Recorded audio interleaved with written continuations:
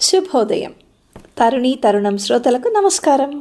ఇవాళ మనం పజిల్ అనే కథను వింటున్నాం. రచయిత్రి శ్రీమతి అనంతలక్ష్మి గారు. వీరి గురించి మీకు బాగా తెలుసు, చూస్తూ ఉంటారు తరచుగా టీవీలో. అనంతలక్ష్మి గారు స్త్రీని అర్థం చేసుకున్న రచయిత్రి. స్త్రీల సమస్యలను గుర్తించి తనదైన పరిష్కారాలను సున్నితంగా అందించే విదుషీమణి.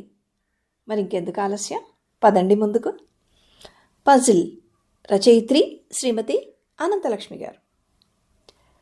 ఏదో నిశ్చయానికి వచ్చిన దానిలా పక్క మించి లేచింది పద్మ. ఆ నిశ్చయంతో అప్పటి వరకు ఉన్న నీరసం మాయమైంది. మనస్సు తేలికై హాయిగా ఉంది. మానవత్వం పట్ల అపచారం చేయకుండా కాపాడినందుకు కృతజ్ఞతలంటూ కనపడని సంతాంతర్యామికి నమస్కరించింది.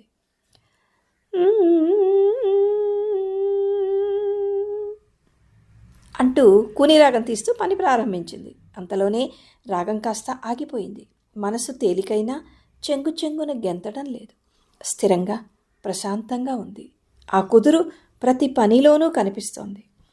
మన మానసిక స్థితిని బట్టి చేసే పనుల తీరులో మార్పు ఉంటుందని మనస్తత్వ శాస్త్రవేత్తలు చెప్పింది నిజమే సుమా అనిపించింది పద్మకి. కాకపోతే సుమారుగా 1 గంట క్రితం వరకు ఉన్న తన తీరుకి ఇప్పటి తీరుకి ఇంత తేడా ఎలా ఉంటుంది అనుకుంది. చిన్నతనం నుంచి అందరూ తనని చలాకీ పిల్ల అనడం గుర్తు. ఒక పిల్ల తల్లి అయ్యాక కూడా తన స్వభావంలో ఎలాంటి మార్పు లేదు. 2 నెలల క్రితం వచ్చినప్పుడు ఇంకా పద్మకి హుందాతనం రాలేదు. పసిపిల్లలాగా గెంతులు పరుగులు చూడు, కూతురుతో కలిసి కూడా అల్లరి చేస్తుందేమో అని తల్లి అంటే, అందరూ అంత అదృష్టవంతులు ఉంటారా? 20 ఏళ్లకే 60 ఏళ్ళు వచ్చినట్టు ముసలి కబుర్లు ఎవరిని చూసినా. పద్మలాగా అలా హాయిగా నిశ్చింతగా ఉండగలగడం పూర్వజన్మ సుకృతం అంది వదిన. వదిన అన్న అదృష్టం ఇంకా తనకి తీరిపోయి అమ్మ కోరిన హుందాతనం వచ్చినట్టుంది అనుకుంది పద్మ. సరే, లక్ష్మీపతి వస్తూనే పద్మ రిపోర్ట్స్ వచ్చాయా అని అడిగాడు ఆదుర్దాగా.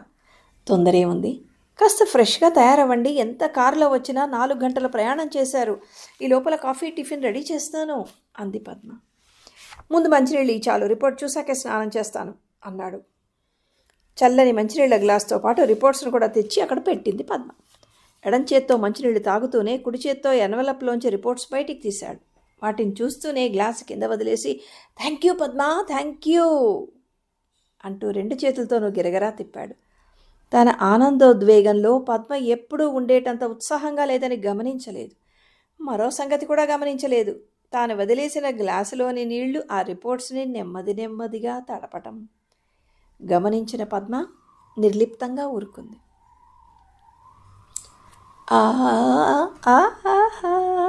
ఆనందంగా కునిరాగాలు తీస్తూ హాస్పిటల్ వరండాలో పచార్లు చేస్తున్న లక్ష్మీపతి బయటికి వచ్చిన నర్సును చూసి డెలివరీ అయిందా అని ఆనందంగా ఆదుర్దాగా అడిగాడు. నర్సు నవ్వుతూ కంగ్రాట్స్ పాప, తల్లి, బిడ్డ అంతా క్షేమం అంది. లక్ష్మీపతికి మూర్ఛపోయినంత పనైంది. అప్పటి వరకు ఆనందంగా ఉన్న మొహంలో విచారం, ఆశ్చర్యం చోటు చేసుకున్న ఎలా జరిగిందో అంతుపట్టలేదు. ఆమ్నియోసింథసిస్ చేస్తే రిజల్ట్స్లో కొన్ని వేలల్లో 1 తప్పే అవకాశం ఉందన్నాడు డాక్టర్. ఆ ఒక్కడు తనే కావాలా? ఇప్పుడు ఎట్లా, ఏం చేయాలి? ఏం చేసినా జరిగిందని తాను మార్చలేడు. పోనీ ఆ బిడ్డను చంపితే? మై గాడ్, తన ఆలోచనకి తనే వణికిపోయాడు. హత్య! తాను కొన్ని నెలల ముందు చేయదలుచుకున్నది అదేగా.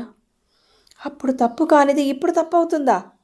ఒక్కొక్క ఆలోచన నమిలేస్తుంటే తట్టుకోలేక బుర్ర మొద్దుబారిపోయింది. కనీసం భార్యని పిల్లల్ని కూడా చూడకుండా అక్కడి నుంచి వెళ్ళిపోయాడు లక్ష్మీపతి. పద్మ, ఇది ఎలా జరిగిందంటావు అడిగాడు లక్ష్మీపతి. వద్దనుకుంటూనే 15 రోజులకే నెలల పిల్లలాగా బొద్దుగా ముద్దుగా ఉన్న చిన్న కూతుర్ని చూస్తూ. పద్మ ఆసుపత్రి నుంచి డిశ్చార్జ్ అయ్యి ఇంటికి వచ్చిన తర్వాత ప్రశ్న అడగడం 1000వ సారేమో. ఆసుపత్రిలో ఉండగా అడగపోవడానికి కారణం ఒక్కసారైనా చూడ్డానికి వెళ్ళకపోవడమే. ఏం చెప్పమంటారు? ఎన్నిసార్లు చెప్పినా మీరు అర్థం చేసుకునే మూడ్లో లేరు కదా అంది. నువ్వేం చెప్పావు? నేను అర్థం చేసుకుంది ఏమిటి? రిపోర్ట్లో వచ్చింది ఎలా తప్పిందంటావు? రిపోర్ట్స్లో ఏం వచ్చింది, ఏం తప్పింది, అది మాత్రం చెప్పట్లేదు మీరు. తెలియని దానిలో మాట్లాడక పద్మ.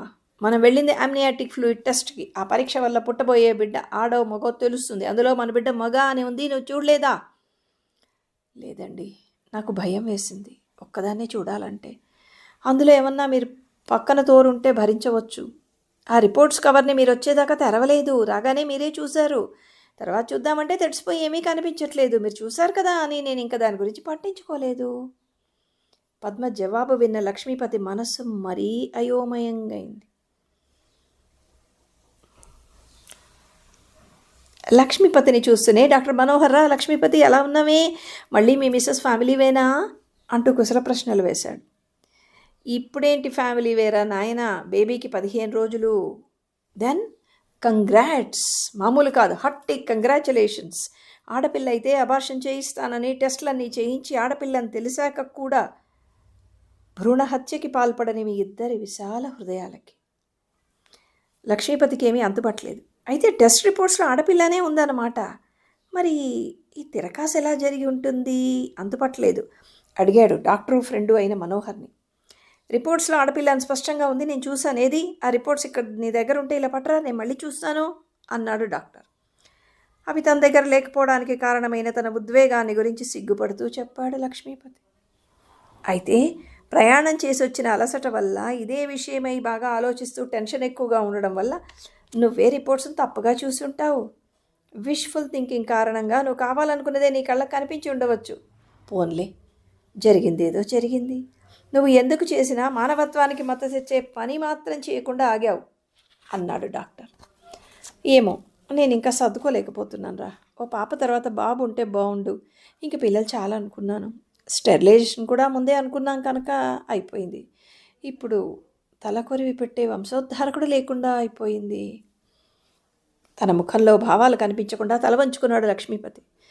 లక్ష్మీపతి బాధ డాక్టర్కి అర్థమైంది. నిజమే లక్ష్మీపతి, బాధగానే ఉంటుంది కొన్నాళ్ళు. కానీ ఒక్కసారి ప్రశాంతంగా ఆలోచించు. నువ్వు చేసిన పని ఎంత ఘనమైందో. ఇప్పుడు దేశంలో ఉన్న జనాభా సమస్య మూలంగా ప్రభుత్వం ఎంటీపీలు, అబార్షన్లు చట్టబద్ధం చేసింది. డాక్టర్లుగా మేము ప్రోత్సహిస్తాము. కానీ ఒక మనిషిగా ఆలోచిస్తే మాత్రం బాధే కలుగుతుంది. పిల్లలు వద్దనుకుంటే గర్భం రాకుండా ఎన్నో సాధనాలు ఉన్నాయి. కానీ ఇలా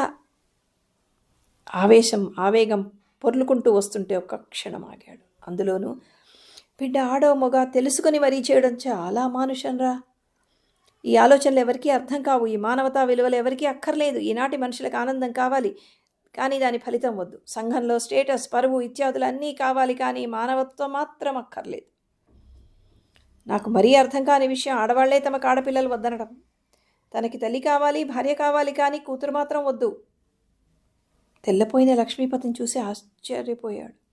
ఏమిటో నా ఆవేశం నీకు ఆశ్చర్యంగా ఉంది కదా, అంతే. ఎవరికీ అర్థం కాదురా, వదిలే. నీ మిసెస్ని మరీ కంగ్రాచులేట్ చేశానని చెప్పు. ఇంత మంచి పని చేసినందుకు మీ ఇద్దరికీ మరోసారి నమస్కారం. లక్ష్మీపతి బుర్రపూర్తిగా పనిచేయడం మానేసింది. వెళ్ళొస్తానని మాట వరుసకు అక్కడి నుంచి బయలుదేరాడు. అప్పుడేమీ బుర్రలోకి జ్వరపడలేదు. కానీ డాక్టర్ మనోహర్ మాటలే అతని మనస్సులో మార్మోగుతున్నాయి. తన బాధ గురించి ఆలోచించాడే కానీ పద్మ ఎంత బాధపడుతుందో అని ఒక్కసారి కూడా తలచలేదే. మనోహర్ చెప్పినట్టు ఈ పట్టింపులు ఆడవాళ్లలోనే ఎక్కువ. పైగా 10 నెలలు మోసి ప్రసవ వేదన పడి పెంచేది వాళ్లే కదా. పాపం ఆశ నిరాశ పద్మ ఎంత బాధపడుతుందో. ఇవాళ తనని ఓదార్చాలి అనుకుని ఇంటికి చేరాడు. లక్ష్మీపతి డాక్టర్ మనోహర్ దగ్గరికి వెళ్ళడం మొదలు అన్నీ చెప్పాడు. పద్మ నిర్లిప్తంగా విన్నది. ఇంతకీ రిపోర్ట్లో ఎఫ్ఈ అని ఉంటే ఎం అని ఎలా చదివాను? నాకు మైకం కమ్మిందా, ఎవరైనా మార్చారా? మళ్ళీ మొదటికి వచ్చాడు. ఏదైతేనేవండి, మన ప్రాప్తం ఇంతే. ఆ విషయం గురించి ఇంకా మాట్లాడకండి. పిల్లలు విన్నా, ఎవరైనా విని పెద్దవాళ్ళు అయ్యాక వాళ్ళకి చెప్పినా వాళ్ళ మనసు గాయపడుతుంది. పద్మ సంభాషణ అంతటితో తుంచేసింది. డాక్టర్ మనోహర్ చెప్పాడని లక్ష్మీపతి చెప్పిన మాటలన్నీ తను ఆలోచించినవే. అవన్నీ తన మనస్సులో ఉన్న భావాలే. స్త్రీగా తను ఆలోచించిన దృక్పథం డాక్టర్కి తట్టలేదు. స్త్రీకి సమానత్వం అన్ని విషయాల్లోనూ, ఆఖరికి ఆర్థిక విషయంలోనూ కావాలని అంటున్నాం కదా. సంతానం విషయంలో లేకుండా ఎందుకు పోవాలి? భర్త అబార్షన్ చేయించుకోమంటే చేయించుకోవాలా? ఆడపిల్ల అయితే తల్లి భార్య ఆడవాళ్ళు కాదా? ఈ విషయంలో నీ అభిప్రాయం ఏమిటి అని కూడా అడగకుండా అన్ని నిర్ణయాలు తనే తీసుకోవడం. నైతిక విషయం అటుంచినా శారీరక బాధలు పడేదెవరు? నరకయాతన అనుభవించేదెవరు? కర్మకాలి ఏదైనా అవకతవక అయితే తన పిల్ల తల్లి లేనిది కావాల్సిందేగా. మగాడికే భార్య చేస్తే పెళ్లి కొడుకు. అర్థం చేసుకోలేని వారితో మాట్లాడడం చెవిటివాడి ముందు శంఖమూదడమే. అందుకే ఆ ఘోరం చేయకుండా ఉండేటందుకు ఒక చిన్న ఉపాయం. మన భాషలో చెప్పాలంటే పెద్ద తప్పు. ఆలోచించింది. రిపోర్ట్స్ మీద చిన్నగా చెరిపి గుర్తు మార్చేసింది. సంగతి జాగ్రత్తగా గమనిస్తే తెలిసేదే. మంచి పని అని దేవుడు అనుకూలించాడేమో, అన్నీ కలిసే వచ్చాయి. రిపోర్ట్స్ తేవాల్సిన రోజే లక్ష్మీపతి అర్జెంటుగా ఆఫీస్ పని మీద వెళ్లాల్సి వచ్చి తనే ఒంటరిగా వెళ్ళి తేవడం, వాటి మీద తర్వాత నీళ్లు పడ్డం, మర్నాడే డాక్టర్ 6 నెలల పాటు విదేశాలకు వెళ్ళడం అన్నీ తను చేసిన పని బయటపడకుండా చేశాయి. ఇంతటి రహస్యాన్ని ఒక్కతి గుండెల్లో దాచుకోలేక ఎక్కడ బయటపడతానో అని ఇన్నాళ్ళు మాటలు తగ్గించింది. కనీసం నీ అభిప్రాయం ఏమిటి అని అడగనంతగా పురుషాహంకారం ముద్దగట్టిన లక్ష్మీపతికి తెలియాల్సిన పని లేదనుకుంది. అందుకే ఆ విషయం మళ్ళీ ఎత్తవద్దంది.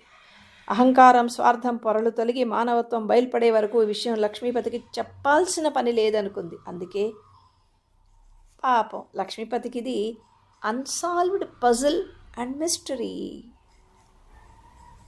ఇదండి పజిల్ అనే చిన్న కథ, కానీ లోతైన అర్థం ఉంది. ఇది స్త్రీ జాతిని హెచ్చరించే కథ, కనువిప్పు కలిగించే కథ. ఒప్పుకుంటారా? మరోసారి మరో మంచి అంశంతో కలిసే వరకు సెలవా మరి.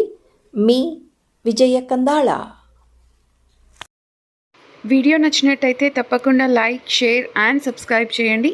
Thanks for watching.